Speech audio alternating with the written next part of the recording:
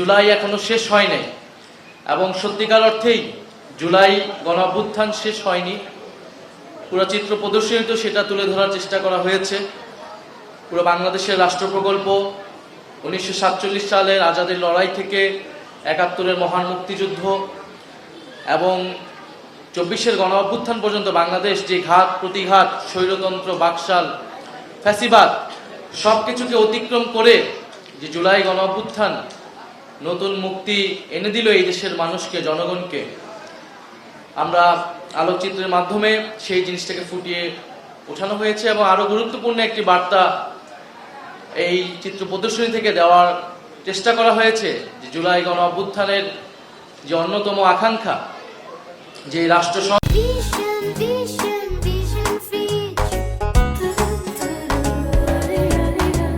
সংস্কার এবং যেটা আমরা গণভোটে হা ভোট দিয়েছি, সেই হা ভোট যে আমাদের থেকে চুরি করে নিয়ে যাওয়া হলো, কেড়ে নিল এই সরকার, বর্তমান সরকার।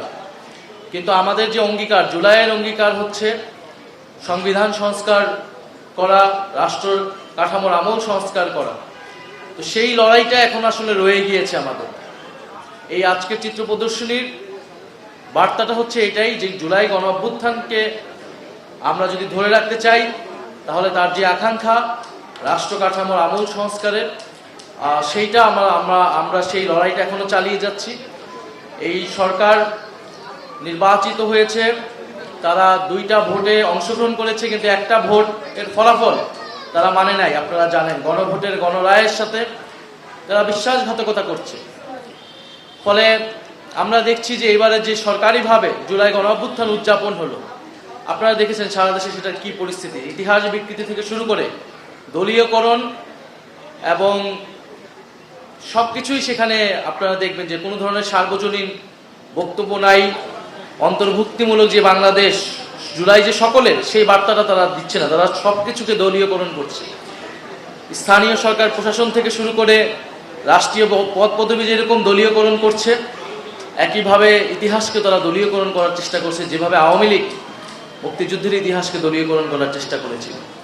এবং আমরা সারা বাংলাদেশে 5ই আগস্ট কিন্তু দেখেছি বিভিন্ন জেলায় যে সরকারি প্রোগ্রামগুলো হয়েছে, সেখানে সরকার দলের বাইরে যে সকল সমন্বয়ক বা জুলাই যোদ্ধা ছিল বা অন্য কোনো দলের মতে থাকলে তাদেরকে আমন্ত্রণ করা হয়েছে, কিন্তু তারা অংশগ্রহণ করতে আসলে তাদেরকে বাধা দেওয়া হয়েছে, কিছু কিছু জায়গায় হামলাও করা হয়েছে।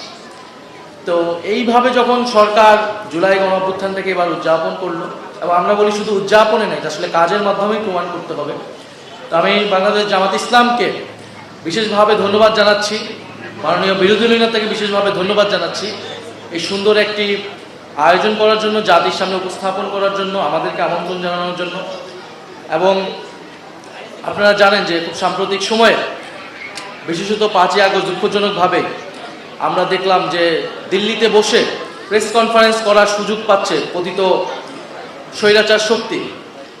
এবং এটা তো হবার ছিল, এটা যে হঠাৎ করে হয়ে গেছে এরকম কিন্তু না।